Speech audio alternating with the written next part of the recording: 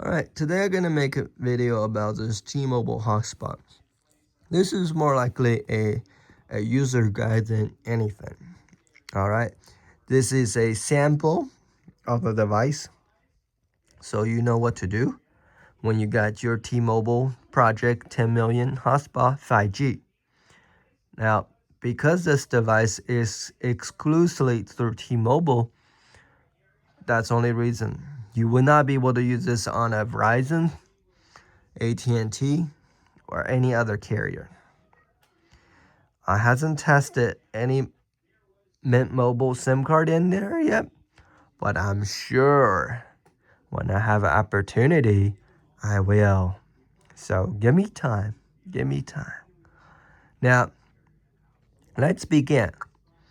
So when you're first using this device, it's gonna be sounds like this, like you just click, click, click, click, click, and you're giving back to circle, and that's okay.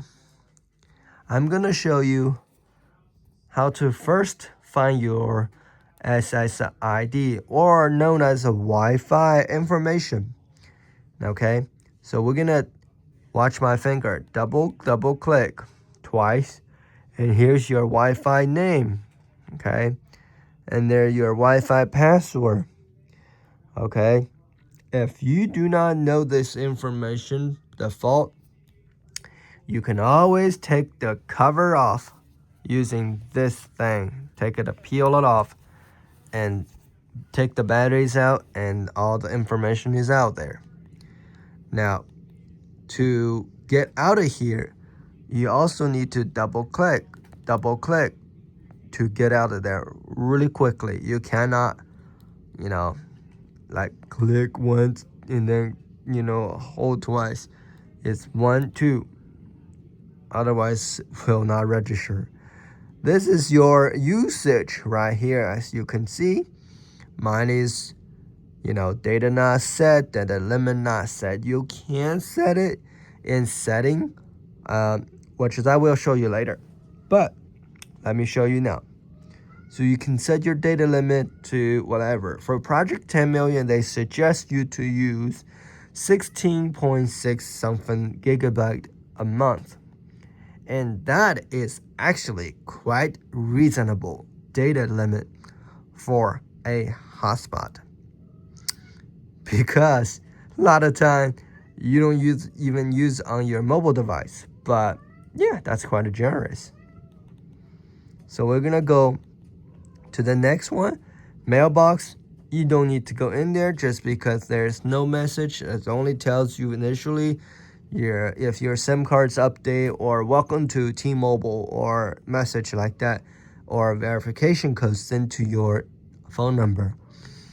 This does get a phone number. You do need to remember that when you call customer service, troubleshooting, well, whatever. Okay? Device information. This is go into when you double click it. I'm not gonna double click mine just because when I double click mine, I'm gonna tell you what's in there. Okay, more important information is IMEI number, which is associated to this device. Your phone number for this line.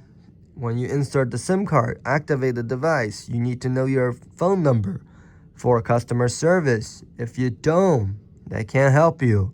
So you need to go into here to get your IMEI and phone number, and that way they can help you. And you do need to set up 6-digit PIN.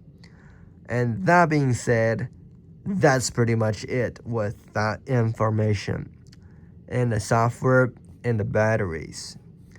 Now, for people that's not interested from now on, I'm gonna make part 2 of this video of what I think about this device. So if you're interested, I will upload another video for this for review.